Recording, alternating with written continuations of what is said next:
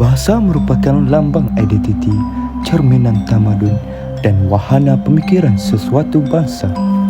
Di alam Melayu, perkembangan bahasa dapat ditelusuri menerusi evolusi sistem tulisan yang berubah mengikut pengaruh budaya, agama dan politik.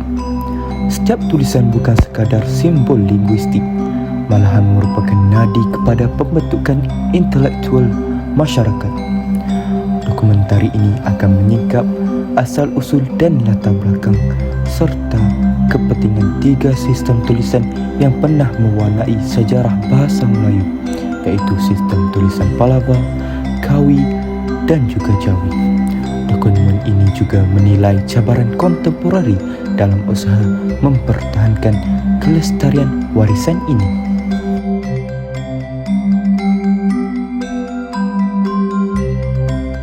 Perjalanan kita bermula dengan tulisan paling awal yang mempengaruhi alam Melayu.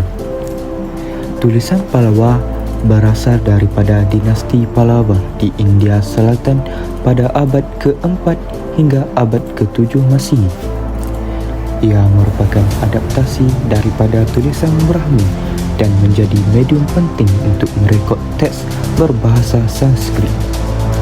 Kedatangan agama Hindu-Buddha melalui pedagang India telah memperkenalkan tulisan ini ke Nusantara, lalu diaplikasikan pada inskripsi rasmi seperti prasasti batu dan catatan keagamaan. Tulisan Pallava menjadi indikator awal bahawa masyarakat Melayu telah mencapai tahap literasi dan organisasi pemerintahan. Prasasti yang dihasilkan merakamkan struktur pentadbiran, sistem undang-undang dan legitimasi pemerintahan raja. Selain itu, Pallava menjadi asas kepada pembentukan tulisan Kawi yang lebih serasi dengan fonologi tempatan.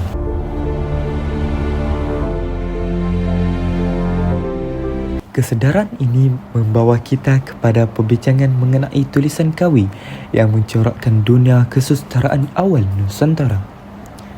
Tulisan Kawi berkembang sekitar abad ke-8 hingga abad ke-16 Masihi sebagai kesinambungan daripada Pallava. Ia digunakan secara meluas di kerajaan-kerajaan Jawa, Bali dan kepulauan sekitarnya untuk merakamkan bahasa Jawa kuno serta ditemui pada manuskrip keagamaan, epik hikayat dan inskripsi pentadbiran. Kawi menjadi jambatan kepada perkembangan ilmu dan kesusataraan awal Nusantara. Melalui Kawi, karya epik, kewilayahan kuasa dan adab perundangan dapat disebarkan. Ia juga membuktikan kecanggihan biokrasi pemerintahan sekaligus menunjukkan kematangan tamadun Melayu sebelum pengaruh Islam mengakar.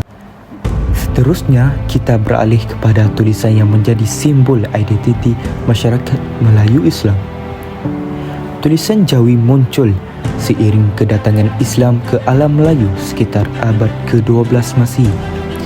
Ia merupakan adaptasi huruf Arab dengan penambahan aksara untuk menepati bunyi fonologi Melayu. Tulisan ini digunakan dalam pentadbiran kesultanan, pendidikan agama dan urusan perdagangan. Jawi melahirkan tradisi ilmu Islam, syair, surat diraja dan naskah undang-undang yang menjadi rujukan utama. Ia mengukuhkan identiti Melayu Islam dan memelihara warisan peradaban bangsa. Malah Jawi pernah menjadi sistem tulisan rasmi sebelum peralihan kepada tulisan Rumi moden. Walaupun begitu, cabaran ini tidak terhenti di situ saja, kerana dunia moden turut membawa kesan besar terhadap fungsi tulisan tradisi. Namun, timbul persoalan, bagaimanakah warisan tulisan ini dapat dipertahankan dalam era teknologi yang serba pantas? Dalam konteks pendidikan, pendedahan terhadap tulisan warisan semakin berkurangan. Kurikulum moden lebih memberi tumpuan kepada tulisan Rumi untuk memenuhi keperluan akademik semasa. Kekurangan guru mahir literasi Jawi menyebabkan pelajar tidak menguasai asas tulisan tradisi sekaligus melunturkan identiti linguistik bangsa. Jika aspek pendidikan semakin mengecilkan ruang tulisan warisan, sejauh manakah media sosial mempengaruhi kehalusan bahasa?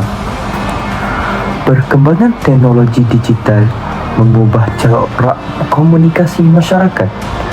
Media sosial mengutamakan kepatasan, ringkasan dan visual berbanding ketelitian bahasa. Pengguna sering mengabaikan tata bahasa baku yang menyebabkan nilai estetika bahasa semakin terkikis. Tambahan pula, ketiadaan platform rasmi untuk tulisan tradisi menambah risiko kehilangan warisan. Lebih membimbangkan, adakah gaya komunikasi moden yang syarat selanga akan melemahkan identiti linguistik bangsa? Penggunaan selanga seperti gas, bag, chill dan percampuran kod Melayu-Inggeris menjadi tren komunikasi remaja.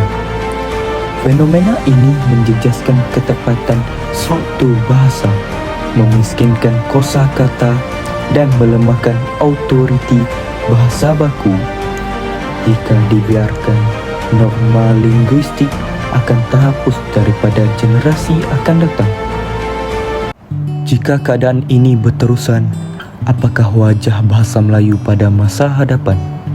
Mampukah generasi seterusnya mengenal akar tulisan bahasanya sendiri? Tulisan Palawa, Kawi dan Jawi bukan sekadar simbol sejarah, tetapi akar peradaban Melayu yang menterjemahkan pemikiran, kepercayaan dan struktur sosial. Tanpa memahami evolusi sistem tulisan, kita kehilangan konteks perkembangan budaya dan warisan ilmu. Oleh itu, masyarakat hari ini perlu memartabatkan tulisan tradisi melalui pendidikan, penyelidikan dan kesedaran budaya.